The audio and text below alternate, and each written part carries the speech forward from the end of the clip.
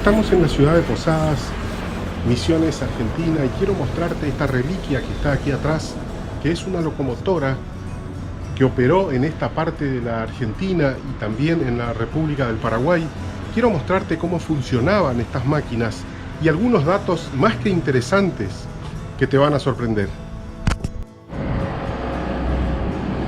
Esta locomotora que vemos acá, cuyo nombre es la Misionerita, fue construida en Gran Bretaña y este modelo de locomotora se fabricaron entre los años 1880 y 1920. De acuerdo a la clasificación de Wilks, es una locomotora 460.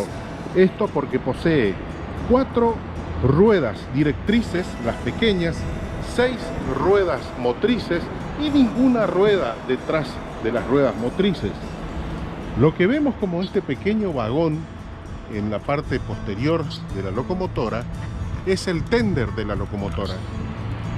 En este vagón o tender se cargaba el agua y el combustible que hacía funcionar a la unidad. Y lo que vemos en la parte frontal es la locomotora propiamente dicha. Esta locomotora posee una cabina donde iban los dos operadores, los dos maquinistas que hacían funcionar esto. Uno cumplía la función de foguista y su trabajo consistía en mantener la presión y controlar el abastecimiento de agua y combustible para generar la potencia en la caldera.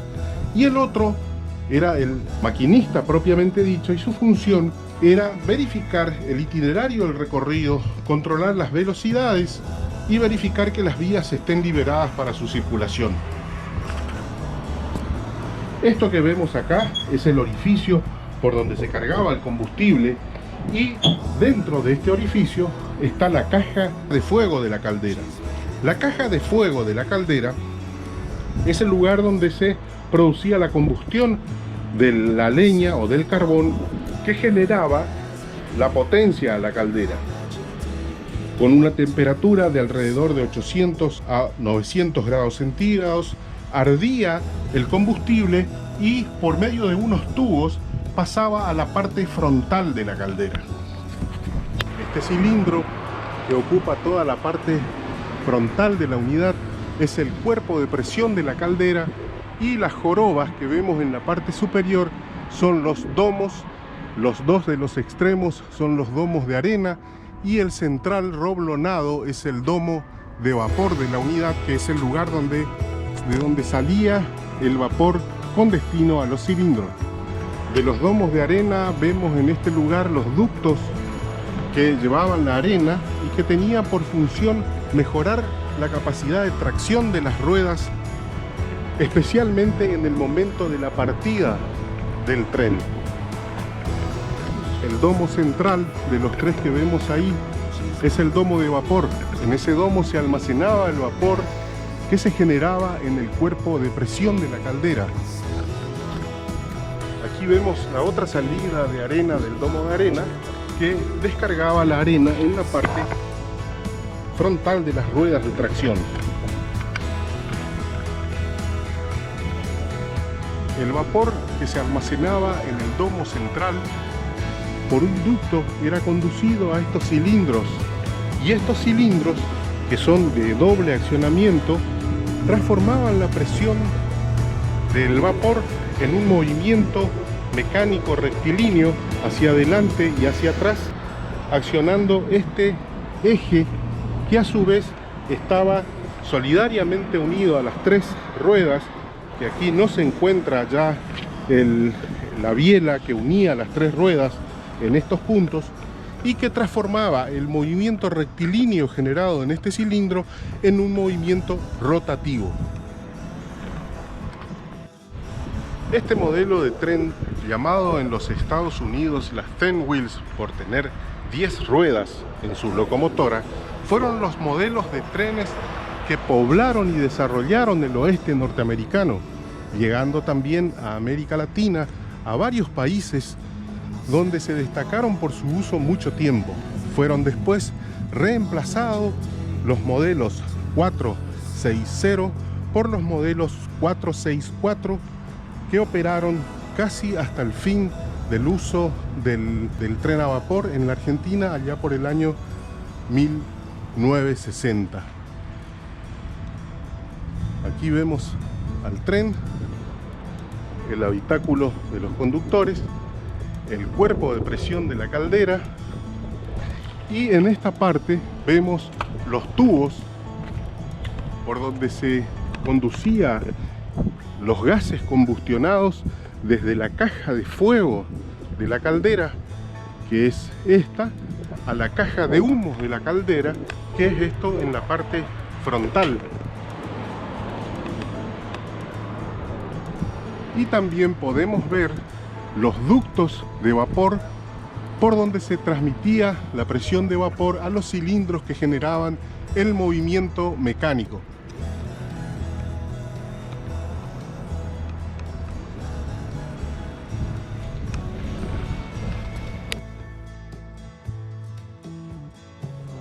Lo que vemos aquí es un motor de combustión externa, a diferencia de los motores de los camiones y vehículos modernos que son motores de combustión interna.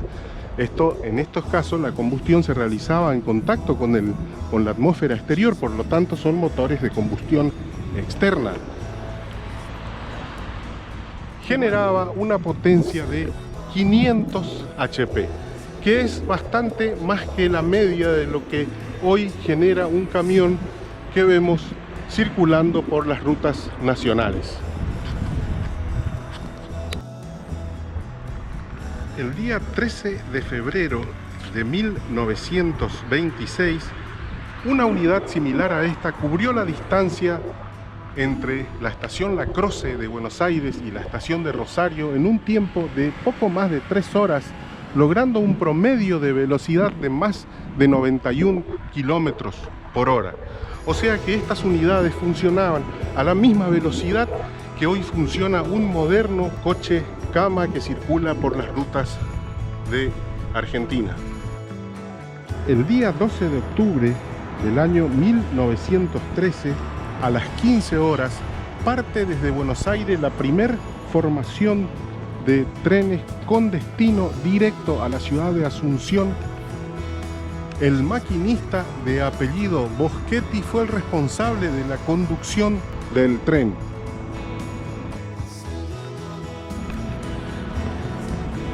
La Argentina, que a mediados del siglo XX llegó a tener un tendido de vías férreas en toda su geografía por más de 100.000 kilómetros, se constituyó así en el 10º país en el mundo con más líneas férreas en operaciones.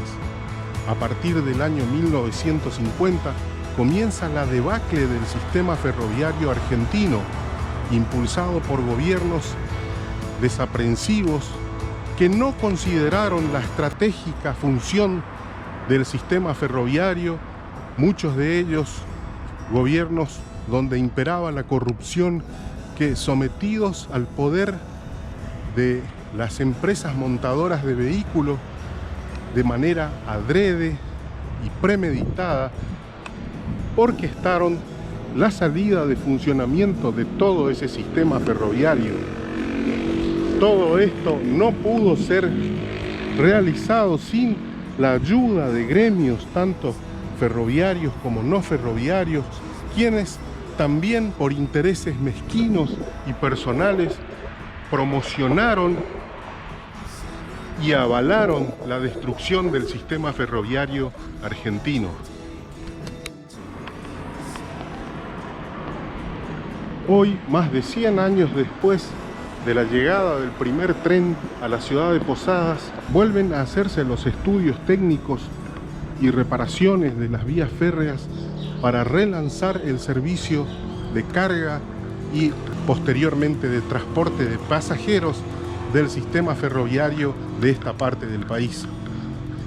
Es obligación de los misioneros apropiarnos de ese proyecto y tomarlo como un proyecto personal de cada uno de los ciudadanos que poblamos esta parte del territorio argentino, para que a ningún otro gobierno se le ocurra desactivar este servicio vital. La reimplementación del sistema de ferrocarriles en Argentina va a generar muchos beneficios, entre los que se pueden mencionar una disminución de la contaminación ambiental. Esto porque un tren tiene una huella de carbono mucho menor por toneladas de carga transportada que un sistema de transporte convencional. Además, esto permitirá que muchos de los camiones que hoy están circulando las rutas argentinas, de por sí ya sobrecargadas, dejen de hacerlo, brindándose así una mayor seguridad vial en el país. No nos olvidemos que Argentina tiene una verdadera epidemia de muertes sobre los asfaltos de las distintas rutas nacionales y provinciales. Un país donde muere una persona por hora en alguna ruta no puede permitirse el lujo de no tener un sistema ferroviario activo, eficiente y bien mantenido. El otro tema no menor a la hora de la revitalización del sistema ferroviario es que va a permitir a los productores de las economías regionales ser más eficientes en términos económicos a la hora de poder transportar sus productos a los grandes puertos de ultramar. Esa mejora en la eficiencia va a permitir al sector productivo argentino ser más competitivo a la hora de vender productos en los distintos mercados globales que hoy demandan mercaderías económicas transportadas de forma rápida y eficiente. Conociendo cómo operaban, cómo funcionaban estas unidades, que vale la pena aclarar, no tenían ningún elemento eléctrico, ya que en la época en que se fabricó aún no se utilizaba la electricidad ni en usos industriales, ni domésticos, y menos aún en transporte de carga o pasajeros. Estas unidades se fabricaron íntegramente con procedimientos que hoy podríamos pensarlos muy artesanales. En el momento en que se construyeron no existía el sistema de soldadura eléctrica, razón por la cual el cuerpo de presión de la caldera era construida con roblones, que son remaches, se remachaban en el cuerpo hasta lograr un cuerpo completamente hermético que soporte la presión.